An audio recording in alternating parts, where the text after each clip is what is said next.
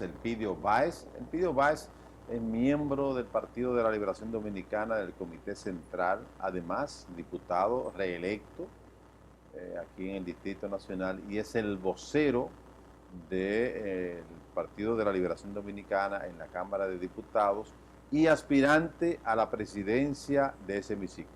Así es. Bienvenido, Elpidio. Muchas gracias, Henry. Y amigo tuyo de hace muchos años. Muchísimos años, ya es otra cosa aparte. Mira, Elpidio, la situación dentro del Partido de la Liberación Dominicana, mañana se reúne el comité político, se supone que se van a trazar las líneas, ¿verdad? Y se entiende, y eso lo decimos nosotros, de que para darse esa reunión de mañana, ya previamente tiene que haber habido un acercamiento entre los dos liderazgos de esa organización política. Así es, justamente en el Partido de la Liberación Dominicana, primero se conversa, se dialoga, se busca un consenso. El secretario general del partido habitualmente, al momento de hacer la agenda, la consulta tanto con el presidente del partido como con el presidente Danilo Medina. Es la figura que arma la reunión y que organiza la agenda. De modo que los temas que ya están en la agenda son temas consensuados por los principales líderes del partido, por los principales líderes del país. De modo que mañana, yo escuchaba tu comentario de apertura del programa, cuando tú más o menos decías cuáles temas pudieran agendarse para la reunión de mañana, como es, por ejemplo, una evaluación del proceso electoral, porque es la primera reunión después del triunfo electoral y lógicamente hay que proceder a hacer un análisis para determinar las fortalezas y las debilidades observadas en esas elecciones. Y el otro tema tiene que ver no solo con la elección de los bufetes directivos del Senado y de la Cámara de Diputados, sino también de los ayuntamientos. Porque para esta fecha, habitualmente el partido se prepara para las elecciones que deben darse en los bufetes del Congreso y de los ayuntamientos el 16 de agosto, que este 16 de agosto, por mandato de la Constitución, va a coincidir con la toma de posesión, con la investidura del presidente Danilo Medina en el Salón de la Asamblea Nacional. Es decir, que es más complicado todavía. Aún más, aún más. Mientras el presidente se está colocando la banda presidencial, en los ayuntamientos están eligiendo los presidentes de las salas capitulares, los bufetes directivos. Y en esta oportunidad hay que andarse con cuidado, Henry, sí, en los ayuntamientos. Tú sabes que en los ayuntamientos el nivel de conflicto, porque el liderazgo local se concentra en las salas capitulares, son regidores y son alcaldes o directores de distritos municipales. Entonces resulta que en esta oportunidad una gran cantidad de partidos minoritarios ganaron posiciones, así como los aliados del PLD en el bloque progresista ganaron posiciones. Ganaron la división, ganaron dirección, así es, distritos municipales. La división del PRD con el PRM también fraccionó la integración de las salas capitulares. ¿Qué va a suceder? Que muchas salas capitulares, a pesar del acuerdo político, del acuerdo de la regla de oro para la elección de los... el presidente de la sala capitular. ¿Cuál es la regla de oro?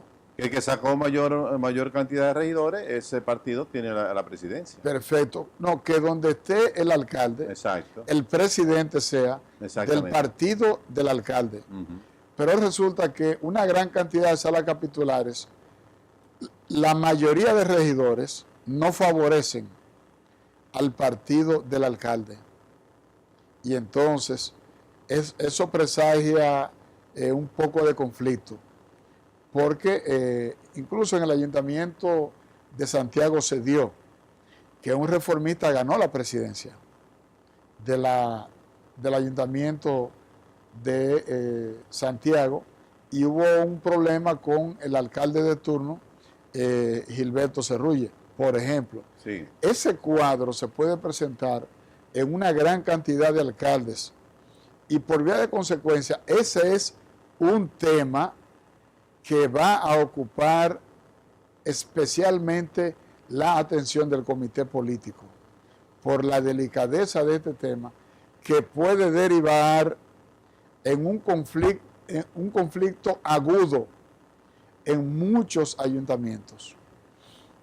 Pero eso no va a suceder en la Cámara de Diputados y el Senado, porque no. Tengo entendido, aunque hay todo un movimiento al interno del PLD, tanto en la Cámara de Diputados, pero sobre todo en el Senado de la República, donde están llamando a la alternabilidad, ¿verdad? Porque se entiende que Reinaldo, como secretario general, por la experiencia que corrió, no son 6 años, fueron 8 años, 8 años como presidente del Senado de la República, muchos entienden que le corresponde a ellos, y él han enviado una carta al comité político estableciendo que lo dejen escoger, por primera vez sería, al presidente del semiciclo, o sea, del Senado de la República, lo que sentaría un precedente que podría constituirse en una situación que se podría trasladar a otras partes y podría ser conflictivo. Pero hay una carta firmada, creo que entre 22 y 25 senadores. Así es. ¿Qué podría pasar? ¿Podría darse el caso de que, a pesar de que se llegue a un acuerdo entre Leonel Fernández y Danilo Medina como los dos líderes de la organización mañana en el comité político, para que sea una persona, pueda ser desconocido en la Cámara y votar por otra persona? Mira, ¿podría darse ese caso? Yo lo que creo es lo siguiente. Antes de proceder a elegir, el comité político tiene que escuchar muy bien y ponerle atención a lo que el Senado le está proponiendo. El Senado no está pidiendo, ni la Cámara de Diputados, que le dejen elegir. No, que garanticen la alternabilidad. Eso es diferente. Sí. O sea, lo que están diciendo es, vamos a rotarnos la presidencia. Nosotros tenemos líderes muy valiosos, personas muy bien formadas, personas con una larga trayectoria política, personas leales al partido, personas que no contradicen la línea oficial de la organización trazada por el comité político. Por vía de consecuencia, vamos a rotar el liderazgo, vamos a rotar la posición para dar más oportunidades a líderes que ya están maduros, que son prudentes, que son líderes armoniosos, personas formadas. Eso es lo que se está pidiendo. No es desafiando la autoridad, ni amenazando con desafiar la autoridad, no. Es, vamos a elegir, pero vamos a elegir a personas diferentes. O sea, cada año cada año hay una propuesta. ¿Y no se ha llegado a ese acuerdo en otras oportunidades? En el 2010, sí, el comité político discutió este tema, pero dejó en la posición a la misma persona por todo el tiempo. Y o sea, entonces, Reinaldo en ese caso. Claro, y a Valentín. Abel sí, Martínez, sí, ¿verdad? Entonces lo que se está pidiendo es eso, que se permita la alternabilidad para que haya más oportunidades para que otros líderes del partido presten sus servicios y pongan sus conocimientos al servicio del Congreso de la República. No hay actitud de desafío. Ahora bien, mi posición es la siguiente. Los estatutos facultan al comité político para dirigir la política congresual y municipal. Ellos lo han hecho bien. Ese es un comité político exitoso. Es un comité político que llevó el PLD al poder y lo ha mantenido en el poder. Por vía de consecuencia, no se le puede pedir que delegue la autoridad de elegir a los representantes del PLD en la presidencia del Senado y en la presidencia de la Cámara de Diputados. Hay que seguir confiando en el comité político en ese sentido, porque ha sido certero. Los presidentes y la presidenta, en este caso, Cristina Lizardo, que ha escogido el comité político, han hecho su papel, lo han hecho bien. Lo que se pide es que haya alternabilidad, rotación del liderazgo. En el caso de Santiago, de la Cámara de Diputados, que usted aspira también a presidirla, los empresarios de Santiago ya inclusive le han solicitado al presidente de la organización política que el presidente de la Cámara de Diputados sea de Santiago, como ha sido en los últimos años. Primero fue Julio César Valentín, Abel Martínez en la última vez, y ahora ellos están proponiendo a uno también de Santiago, del PLD. Yo lo que noto es que hay inequidad en ese criterio. ¿Por qué Santiago? Si tú tienes San Francisco de Macorís, o tienes a Moca, La Vega, Mao. Bueno, pero Santiago San Pedro de Macorís, es la ciudad más grande después del distrito. Es la capital del Cibao. San Pedro de Macorís, La Romana, San Juan, San Cristóbal. Estamos hablando de que el país tiene 31 provincias y un distrito nacional. Y entonces, ¿por qué darle de manera fija una de las alas del Congreso a una sola provincia? Bueno, lo que pasa, yo no creo que eso sea diputado, es que Santiago es la capital del Cibao, es la parte más importante del país productiva, que abarca una serie. El Cibao contempla muchos de esos pueblos que usted dice. Entonces claro, es representativo de esa zona. Sí, pero es inequitativo. Ese es un criterio que yo no comparto. O sea, fíjate. ¿Usted entiende que puede ser de aquí del distrito los dos? Claro, como puede ser de San Cristóbal. Por ejemplo, puede ser de Samaná. No hay un desequilibrio ahí. Puede ser de Puerto Plata, por ejemplo. No, ahí no hay desequilibrio. Lo que pasa es que si tú tienes 190 diputados, tú le estás dando fijamente una Cámara a una provincia que tiene 18 diputados. Y la comunidad dominicana en el exterior, Santiago tiene menos población que los dominicanos que hay en Estados Unidos, que hay más de 1 millón. Por ejemplo. Sí, pero Santiago. Y económicamente Santiago, también. El Cibao es definitivo en las elecciones también. Fíjense que muchos de los candidatos presidenciales han. Mira, eso no es cierto. Yo no quiero pelearme con los compañeros de Santiago. No quiero pelearme con ellos. No, ya el pleito está echado. Pero yo entiendo que no hay equidad al momento de distribuir las presidencias. Pero ese es un criterio, el tema territorial. ¿Usted estaría conforme con que fuera uno de Puerto Plata? ¿O que fuera uno de La Vega? La conformidad es que sea yo, porque yo soy el aspirante. Sí. Pero usted es del distrito también. Pero, entonces Reinaldo es del distrito. Pero en el distrito tú tienes 4 millones de habitantes. ¿Pero y cuánto hay en el Cibao? Por ejemplo, para ponerte un solo ejemplo. Pero lo que estoy diciendo es lo siguiente.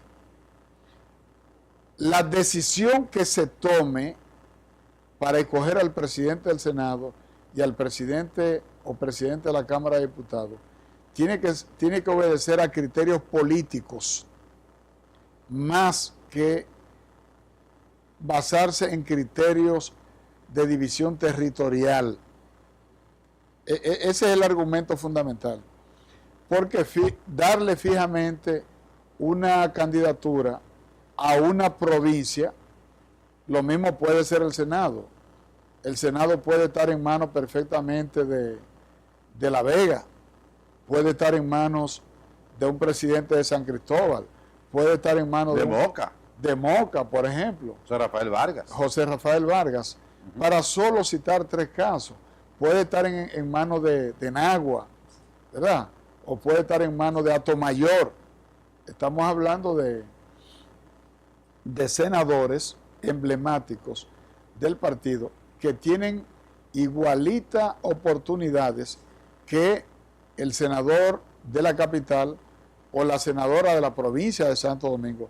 Finalmente, yo lo que pienso es que los criterios que deben orientar la escogencia de los presidentes de ambas cámaras tienen que ser criterios políticos, más que criterios que se apoyen en la distribución territorial de las posiciones de poder.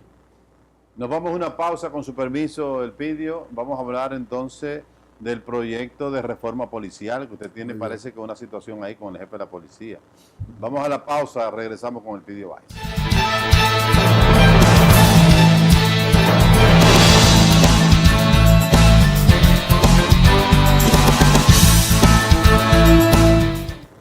Elpidio, en estos 2 minutos que nos quedan ya la parte final del programa,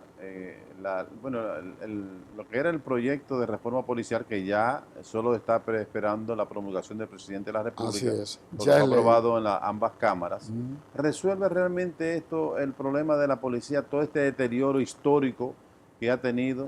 Ayuda grandemente, porque crea las bases para la transformación de la policía.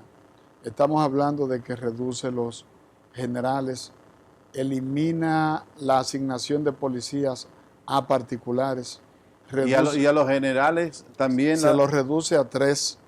Porque hay generales que tienen hasta 40 policías. Entonces se van a quedar solamente con 3 o con 4. Y realmente se podrá aplicar esto. Y todavía es mucho. Y realmente se podrá aplicar esto. Claro, el presidente porque aquí de la República. Porque que se hacen y se quedan simplemente en el papel. Sí, pero el presidente de la República es quien mayor interés ha mostrado en organizar la policía, en convertir a la policía en una institución fuerte, en una institución saneada, en una institución depurada.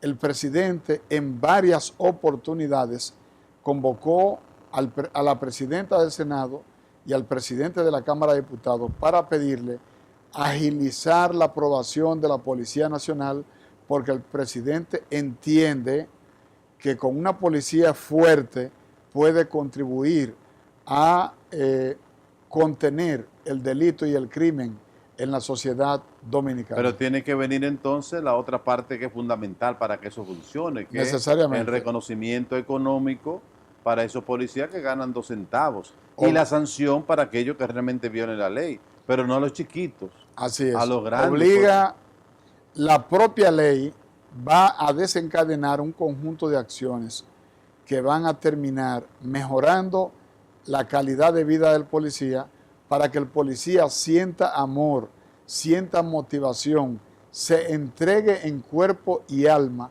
a perseguir la criminalidad. Junto con la reforma, la mejoría de la calidad de vida, hay que organizar una estrategia integral de seguridad para prevenir socialmente la criminalidad. O sea, no reaccionar, sino prevenir. Claro, esa es la clave. Esa es la clave. Pero va a enfrentar muchos intereses esta ley allí, porque aquí hay muchos generales que tienen 20, 30, 40 policías que los alquilan, se quedan con el sueldo de esos policías y esos policías trabajan en el sector privado, que ahora, según la ley, no lo podrán hacer. Así es. Mira, lo más importante es que al presidente de la República y a las autoridades electas, el pueblo las elige para que defendamos el interés general. Es decir, lo que a nosotros nos preocupa es el beneficio colectivo del pueblo dominicano. Y necesitamos una buena policía, necesitamos mejorar las condiciones de vida del policía, necesitamos una estrategia efectiva para reducir la inseguridad ciudadana, y para esto se necesita mucha voluntad política para conectar con el interés general del pueblo dominicano. Bueno, Elpidio, muchas gracias por venir al programa. Sí, esperamos tenerte pronto por aquí. Vamos a ver qué pasa mañana y qué pasa luego en la Cámara, ¿verdad? En el momento de escoger a los bufetes directivos de ambas cámaras, que se entiende que lo que se acuerde mañana por el comité político va a ser lo que sucederá en ambas cámaras. Pero hay una expectativa creada por esta carta, ¿verdad?, que pide la alternabilidad en la Cámara, que como tú bien explicaste, bueno, es que cada año sea un actor diferente dentro de la organización política. Pero vamos a esperar a ver. Señores, gracias por acompañarnos. Mañana estaremos de vuelta aquí como siempre a las 10, más allá de las noticias.